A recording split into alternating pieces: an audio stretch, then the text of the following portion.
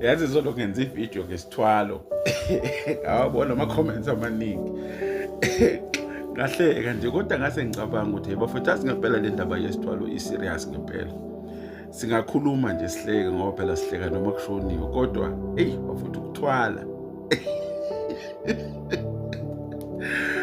ukuthwala kunzima uyabona mina ibanga lami ngilihambile emhlabeni nje lelincanyane lami lokuphila leminyaka nje ewu-14 tontoni mhlambe from 25 years up to today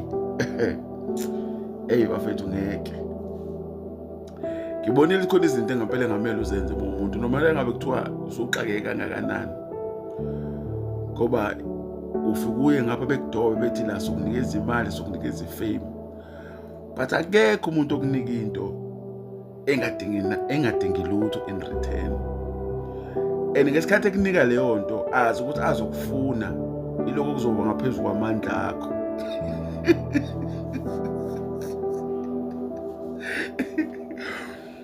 yabona ungaba nayo yonke into emhlabeni yabo onayo nowuyifisa kodwa mawuyithole ngokuthi kufanele ngaso sonke isikhathi uyolala nenye indoda noma kuyokwenzeka into ethile nje noma kuzothathwa ilunga lomndeni awucabange nje ibhokisi uyalibuka liyaphuma uyazi wena ukuthi kuyimkhuba yakho yonke liyenzekela ekhaya nje bese kuhambe lo mphefumulo.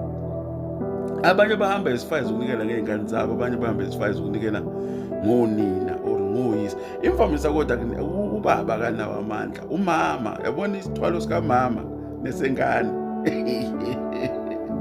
ayuvala. Sike sayihamba thina indaba yokufuna izinto sisakhula. Nami ngisashiselwa igazi ngisafuna impumelelo kakhulu. Uyabona ngibona abanye abafowethu cha bephumelela bekuxoxela ukuthi hayi inkabi yami asambe siye endaweni ethile sofike siyithole into. Ngihambile ke kakhulu ngihambile mina ngayifuna insizwa nje sodenda zoziyazi ukuthi lo muntu akakhuluma into angayazi. Hambile sayifuna into but angikaze ngifike kumuntu othi ngizokunika lento but there is no catch. You understand?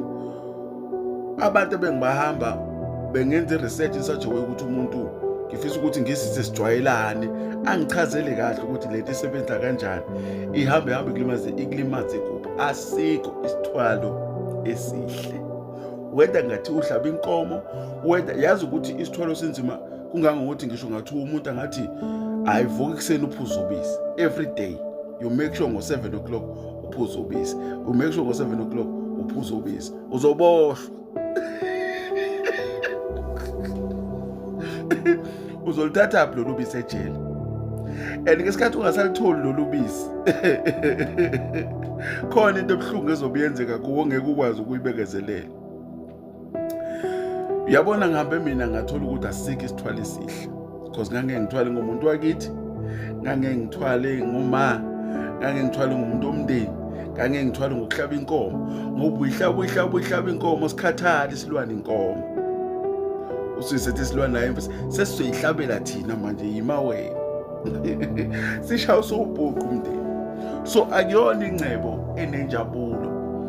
Wathi omunye umfowethu ngihambe naye esiye kwenye indawo ngeke ngisho safika lapha satshelwa ngecontract yeminyaka ukuthi hayi la sizokunika iminyaka emingaka uyiphila.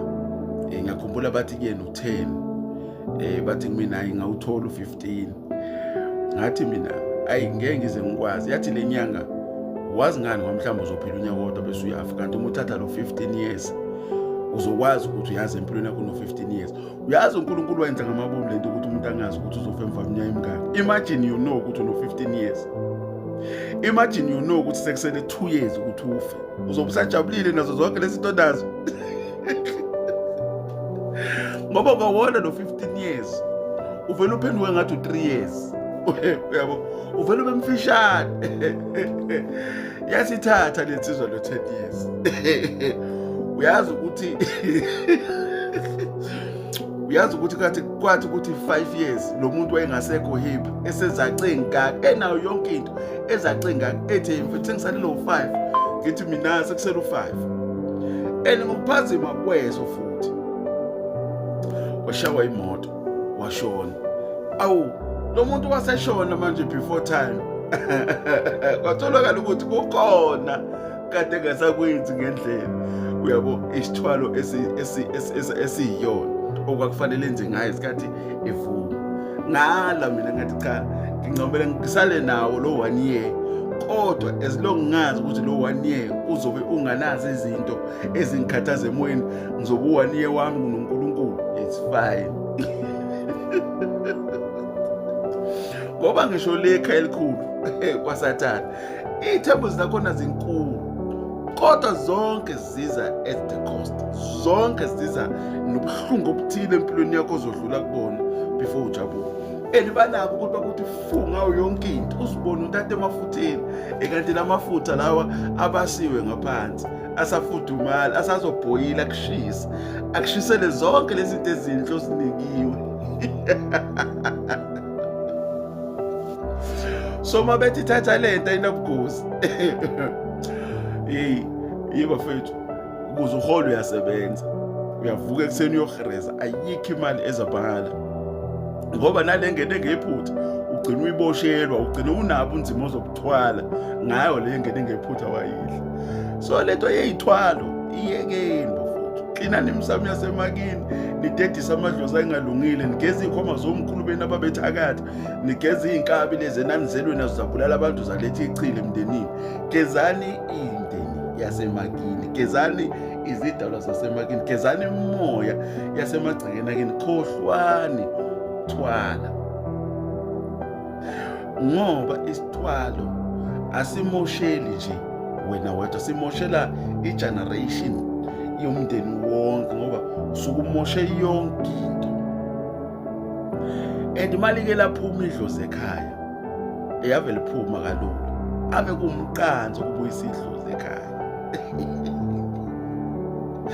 So le mithi emibi eniyiphathayo, uyabona mina ngiyafisa ukuthi umndeni uma kukhona umuntu omsolayo ukuthi khona sekwenzile, awumxoshe la egcekeni, ngoba ukuba buhlali kanye nedlozi, lo muntu uzongcolisa umsamo, uyamosha.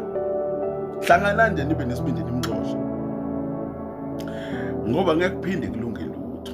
So bafethu indaba yesithwalo, ngiyazi bakhona abantu abafuna ukuthwala, bakhona abantu abahlabenyuka bafuna uqala ucabange kahle ukuthi ngempela uyakulahla lokhu kwakini, usuthatha lokhu kwasemzini yabantu, ngoba ilwane oyilanda lapho ulanda iy'poko zakomzimela wena ungakamchumi, ulanda iy'poko zakaMthetho wena ungakagumede.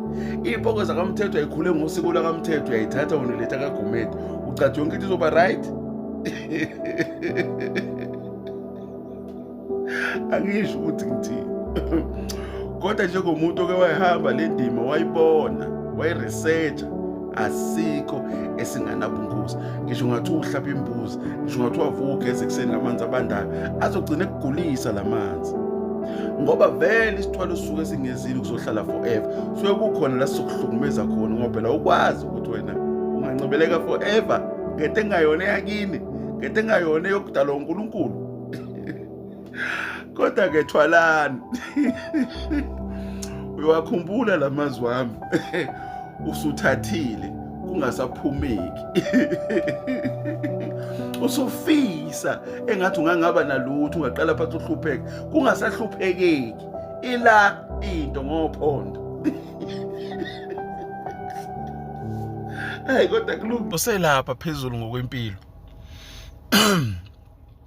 Wena othi umbuka uthi hey waphumelela usibanibani. Umuzwe ethi hey uyadela wena oselapho. Ngoba ukuba la ngikhona ayikho injabulo lokuphumula. Kumnandi kuba la ukhona, but kungekho la uconsulta khona, nala kumele ubike khona ukuze kube khona imove oyenzayo empilweni. Uyabo, kumnandi because uphila impilo peaceful. Awunayo impilo enokuncikiselelwa, awunayo impilo enokutshelwa ukuthi kumele wenzeni ngasikhathi sini. uphila lempilo yakho noma ke ekuhluphekeni kungemnandi kodwa ikhona ipeace yakhona othi noma usulapha phezulu uyikhumbula ukuthi hey ngiyakhumbula ngisayixakekele nganganazo lezi inkinga. So le position osuku kuyona kuyenzeka wena uzitshela ukuthi iposition ebuhlungu kanti iposition engcono kunale yalomuntu olapha phezulu. Uyabo uzuzibuka njengokuhlupheka, akukho ukuhlupheka okudlula ukuthi ube nento ozothi mawumele wenze something kufanele uqale ubike kuyona. Imagine nje every time fanele ukuthi ngo7 o'clock kube khona into ozoyiphakela something. Awukwazi ukuya kwi-vacation, awukwazi ukwenza izinto eziningi nabantu, you understand, because when you have to rush home uyophakela usibanibani ngoba once wangamphakela usibanibani konke lokho sikubukayo thina okuhle kuzoshabalala. Kahle kahle usuke ungaphumelele lapho, usuke uzifake kwislavery, usuke uyisigqila esinzima sezinto lezi ezinhle osukunazo.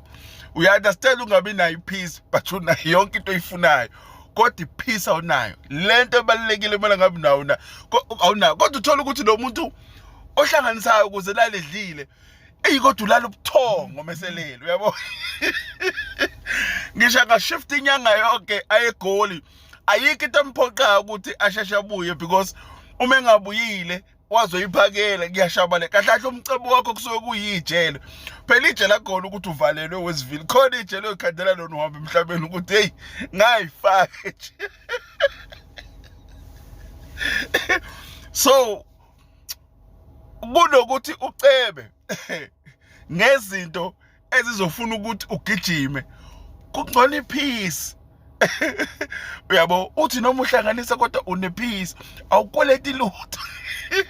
Umphefumulo wakho awukweleti lutho, awukweleti umuntu, awukweleti isilwane, awukweleti inyanga, awucabanga ukuthi hey madoda kame njalo ngolosihlanu kumele ngilale nento ethile sekulo sithathu. Kusasa losini ngolosihlanu ziyakhala bafethu ngeke.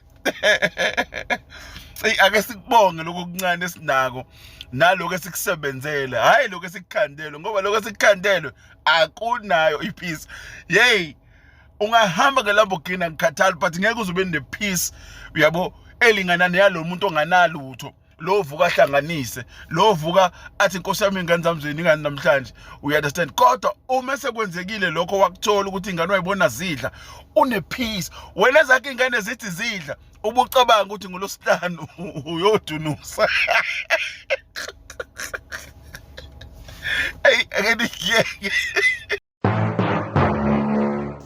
Hello Mzansi, welcome to Nkosazana Mzansi. If today is your first time visiting this channel, please do the right thing and click the subscribe button.